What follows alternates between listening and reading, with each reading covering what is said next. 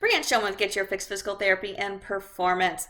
Let's dive right in today and talk about why your stretching is not resolving your plantar fasciitis. Now, if you have been experiencing plantar fascia symptoms, which you likely have if you're watching this video, you may have been stretching your hamstrings and your calf and the bottom of your foot, maybe wearing a night splint in order to really stretch everything out. And I'm guessing you're finding it's not working for you. Now, there's a really good reason why, or there's several reasons why actually.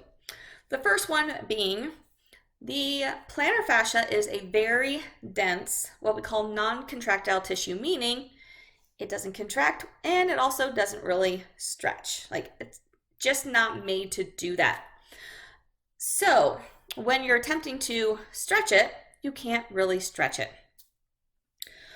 What's also going on, or what could also be going on, is a lot of times, rather than it being a plantar fascia issue, it's an issue with the muscles underneath it. And they're all very little small muscles that don't get stretched very easily. So even when you're stretching the toes and the night splint and the calf and all of that, because of how the tissues, those muscles are, we aren't really able to stretch those. So if it's something that's more of those smaller muscle groups, that could be one of the reasons why the stretching isn't helping. And another factor at play here is if things are tight, there's typically a reason, especially when we're talking chronic tightness. It's one thing to be tight after a heavy workout or an intense workout. Maybe you did a lot of hill repeats, or you've been doing heavy deadlifts or things like that that have really taxed maybe your calf or your hamstring. Like, it's normal to have hamstring tightness after a heavy deadlift day. It's normal to have maybe some tight calves if you've been doing some hill repeats or a lot of jump rope, things like that. When tightness is lasting, though, in any part of the body, it's giving us a signal that something's going on. That something is typically weakness. So when things are chronically tight, things are normally weak. So the body's not supporting itself.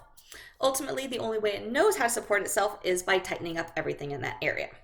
So a big reason why stretching doesn't help with plantar fascia is that the foot is weak, the lower leg is weak, there's weakness in that area. And until we start to strengthen all those intrinsic muscles, teach the foot how to control itself, then we're going to keep that tightness there, because that's the way it knows how to stabilize your body. So if all you're doing is stretching and you're not doing things to really teach your foot how to work like a foot again and be nice and strong, that could be one of the reasons that we're staying at tight as well. So hope you found this video insightful. If you have any other questions for me, or you just want to see other information I have, search out my YouTube channel. You can also check me out on getyourfixpt.com and contact me through there.